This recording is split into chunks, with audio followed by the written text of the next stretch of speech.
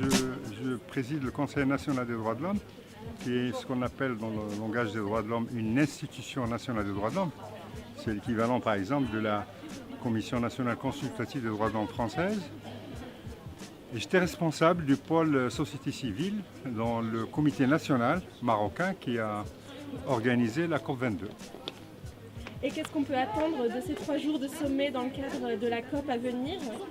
Écoutez, d'abord la continuation d'une dynamique qui avait été entamée à Lyon, à Nantes, et donc qui a rassemblé les acteurs non étatiques, le renforcement des diverses coalitions qui existent, les coalitions d'acteurs, celles des villes, des collectivités territoriales, des ONG, des entreprises, mais c'est aussi peut-être faire un point 2 ans après Paris, une année après Marrakech et à la veille de la COP23, voir comment les acteurs non étatiques peuvent proposer, se positionner dans un monde où il y a des avancées. La conclusion de l'accord de Paris, la réussite de la COP22 et son dividende, des acquis importants.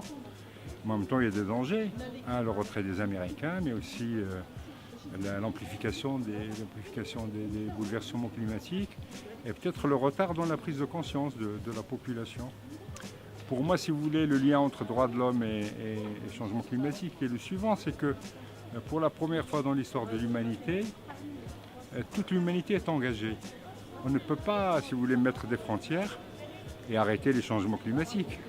L'Europe ne peut pas se sauver toute seule, l'Afrique ne peut pas se sauver non plus toute seule.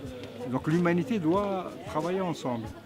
Et alors même que l'humanité a besoin de travailler ensemble, il y a des crispations identitaires, des éloignements des diverses cultures et des divers pays. Donc c'est ça qui est dangereux pour moi.